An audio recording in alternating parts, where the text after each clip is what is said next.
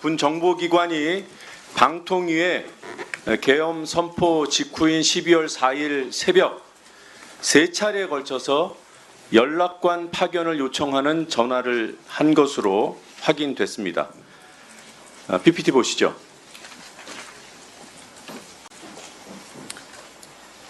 세우세요.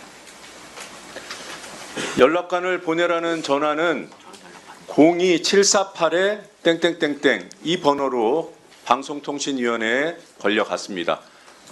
새벽 1시 15분, 새벽 2시 5분, 마지막 전화는 새벽 3시 20분입니다.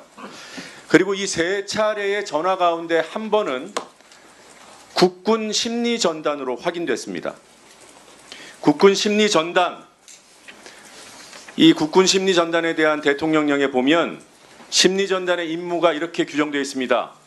적 또는 가상적에 대한 심리작전 실시, 그리고 점령 지역 등에 대한 선무 심리전 지원. 이게 무슨 얘기입니까? 국민을 가상의 적으로 보고 대한민국을 점령한 곳으로 보고 계엄의 당위성과 정당성을 유포하는 그런 역할을 하겠다는 뜻으로밖에 읽히지 않습니다. 특히 이 시간에 주목해 주십시오.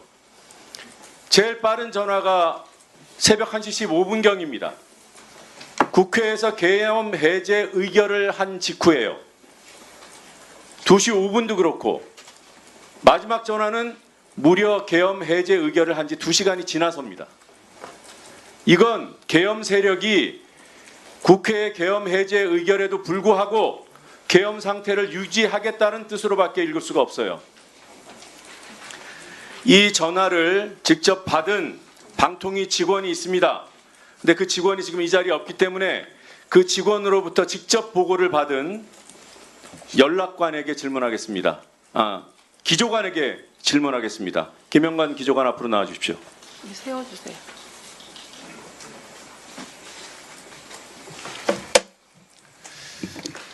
네, 제가 지금 얘기한 사실관계가 맞습니까? 네 맞습니다. 연락을 직접 받은 직원으로부터 각각 3차례 나누어서 보고를 받았습니까? 저는 첫 번째 전화가 온 거에 대해서 제가 보고를 받았습니다. 두 번째, 세 번째는요? 두 번째, 세 번째 전화가 왔다는 거는 아침에 출근해서 들었습니다. 어디라고 하던가요? 전화를 걸어온 곳이? 전화를 받은 저희 비상계획 담당의 말에 따르면 그 당시는 경황이 없어서 확인을 못했다고 그렇게 제가 들었습니다. 누구를 몇 명을 어디로 보내라고 했다던가요? 그냥 보내라고만 했다고 제가 들었습니다. 아침에도 똑같은 보고를 하던가요? 네 그렇습니다. 그 전화 통화한 분은 물론 좀 놀라셨겠지만 그래도 훈련된 분이잖아요. 그런 연락에 대비하는 분이고. 그래서 나중에 네. 어디서 전화 왔는지 확인하기 위해서 네. 전화를 했는데 통화가 안 돼서 확인을 못했다고. 그게 말이 들었습니다. 됩니까? 첫 전화에서는 그랬다 치더라도 두 번째, 세 번째 전화까지 그렇게 했다는 건 말이 안 되잖아요. 안 물어봤대요? 어딘지? 그러니까 확인을 못했다고 저는 들었습니다. 아니 연락관을 보내라는데 누굴 보낼까요? 어디로 보낼까요? 그걸 안 물어봅니까? 지금 기조관은 그런 보고를 듣고도 궁금하지 않았어요? 저희는 방통위 전화 시스템은 걸려온 전화번호 확인할 수 있습니까? 없습니까? 전화번호가 확인이 됐기 때문에 저 번호를. 근데 왜 국회에서 물어보는데 답을 안 해요? 나머지 전화번호 왜 안 알려줍니까 우리한테? 저는 번호 세 개를 다 드린 걸로 저는 알고 있습니다. 3개 다 줬다고요? 예. 김태규 대행에게 보고했습니까? 예, 아침에 출근해서 보고 드렸습니다. 이 중요한 문제를 아침에 보고를 해요? 저희가 비상 연락망 없어요?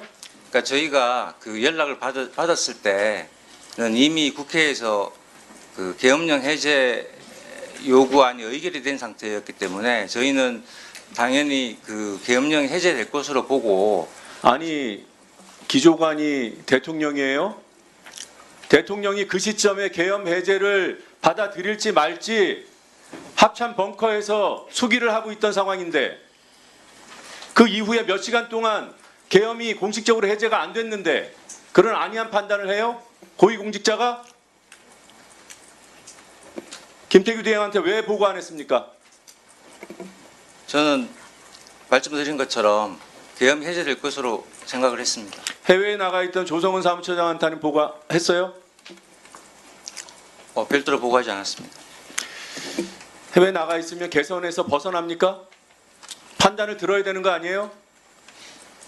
그 당시 제 기억에는 제가 그 사항을 조금 좀 그냥 엉망진창입니다. 그냥 봐야 될 방통위는. 텐데